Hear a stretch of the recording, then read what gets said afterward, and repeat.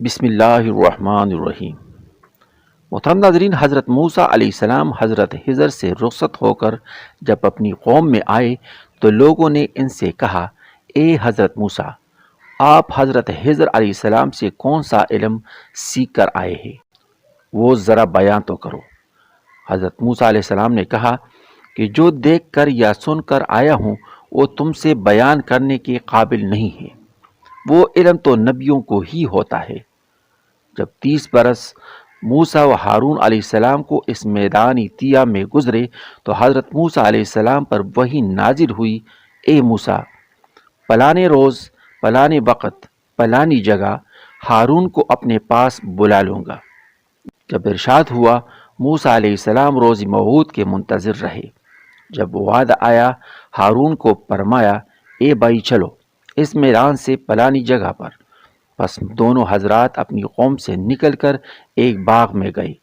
اس کے نیچے ایک نہر جاری دے گی اور اس کے کنارے پر ایک تخت پرتکلف درا پایا۔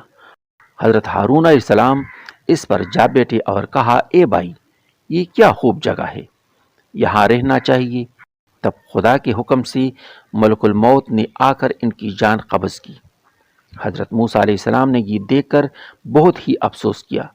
اکثر حضرات کا یہ قول ہے کہ حضرت ہارون علیہ السلام کو اس تخت سمیت اللہ تعالیٰ نے آسمان پر لے لیا، اور بعض یہ کہتے ہیں کہ ان کو تخت سمیت زمین کے نیچے لے لیا۔ کے بعد حضرت موسیٰ علیہ السلام نے اپنی قوم سے جا کر کہا کہ میرے بھائی ہارون نے انتقال کیا۔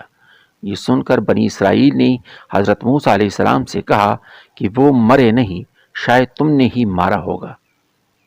حضرت موسیٰ علیہ السلام نے فرمایا کہ میں نے ان کو نہیں مارا، اس بات کو اللہ تعالیٰ خوب جانتا ہے۔ وہ بولے، اگر تم نے نہیں مارا تو ان کی لاش ہم کو دکھاؤ۔ تب حضرت موسیٰ علیہ السلام نے خداوند قدوس سے دعا کی۔ اللہ تعالیٰ نے آپ کی دعا کو قبول فرمایا اور حضرت ہارون علیہ السلام کی لاش اللہ تعالیٰ نے آسمان سے نیچے اتاری یا نیچے سے زمین کے نکالی۔ تب انہوں نے حضرت ہارون کی لاش کو سرتافا دیکھا، کچھ اس پر نشانیاں نہ پایا، پھر بھی ان کے مرنے پر یقین نہ کیا، اور پھر کہا، اے موسیٰ، ہارون کو تم نے ہی مارا ہے۔